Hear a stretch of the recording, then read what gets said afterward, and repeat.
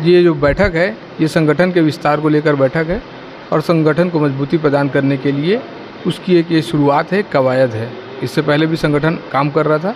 लेकिन और अच्छे से सुचारू रूप से उसके संगठन के कार्यों को लेकर नीचे तक हमें जाना है, प्रखंड बनाना है। जहाँ सक्रिय नहीं है, निष्क्रिय साथी हैं, उन्हें बदल के नए सक्रिय साथियों को बनाना है। ये सारा काम जिला अध्यक्ष जी के माध्यम से, कार्यकारी अध्यक्ष महोदया के माध्यम से हमको जल्द से जल्द करना है और बूथ लेवल तक जाकर चुनाव की पूरी तैयारी संपूर्ण करनी है। सर, देश की सबसे पुरानी पार्टी है सर, और संगठन के स्तर पर एक समय इसका कोई मुकाबला नहीं था, लेकिन अब जो पिछड़ती जा रही है सर, युवा चेहरों को क्यों नहीं जोड़ पा रही है कांग्रेस? जी, दरअसल बात यह है, राहुल जी भी आए थे, बहुत स्पष्टता के साथ बताया उन्होंने कि हम लोग गठबंधन तो कर लेते हैं पार्टियों का, लेकिन जातियों का गठबंधन नहीं हो पाता है, खासकर बिहार में। तो हम लोगों को उस पर काम करना है और जो भी लक्ष्य दिया गया है संगठन में, वो EBC, SC, महादलित, इन सब को संगठन के माध्यम से अपने साथ जोड़ना है और साथ जोड़ के चलना है। ये हमारी इन सारी बातों को जो आप कह रहे हैं उसकी ये शुरुआती दौर है और अब आने वाले समय में आपको इसमें बदलाव दिखेगा। राहुल जी के निर्देशों के अनुसार हम लोग सभी प्रखंडों में, सभी जगह, जिला समितियों में, प्रदेश कार्यकारिणी में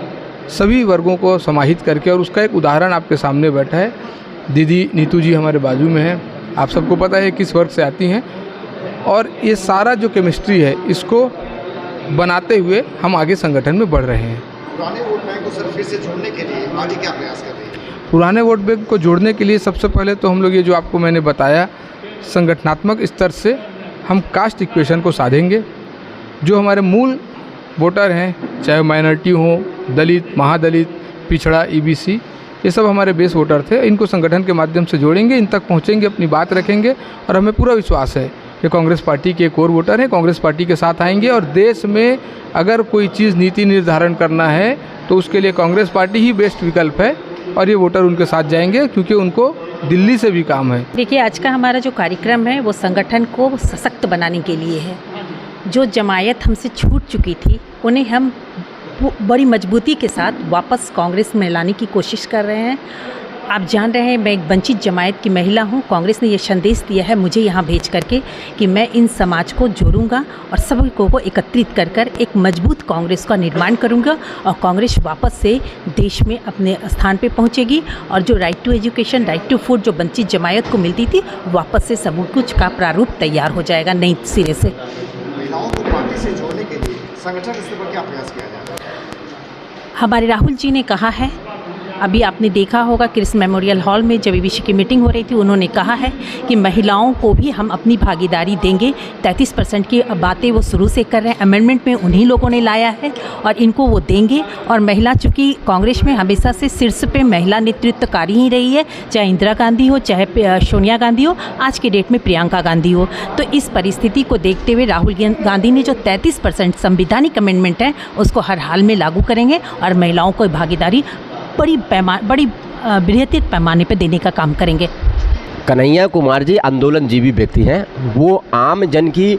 आवाज़ को सदैव बुलंद करते रहे हैं और एक वर्ग जो युवा वर्ग है, जो इस देश का रीढ़ होती है, किसी देश के युवा रीढ़ होते हैं, उस युवाओं के साथ जिस इस डबल इंजन वाली सरकार ने लगातार छलावा किया है, उसके खिलाफ युवा लामबंद है और कहीं ना कहीं कन्हैया कुमार जी इस यात्रा के माध्यम से करके दिखाया और बिहार के अंदर एक अच्छी राजनीति की ओर कन्हैया जी लेके जा रहे हैं और युवाओं को उनसे बड़ी उम्मीद है। अब सर, प्रशांत किशोर और शिवदीप पांडे जैसे कई लोग मैदान में आ गए हैं, जो कि एक कार्यक्रम के तहत वो भी मैदान में है, तो इनसे कैसे मुकाबला कर पाएंगे? ये कोई मुकाबले वाले लोग नहीं हैं, ये तमाम जो लोग, इस पर मुझे तो टिप्पणी नहीं करनी, लेकिन थोड़ा सा बस इतना ही कहूँगा कि ये वो तमाम लोग हैं जो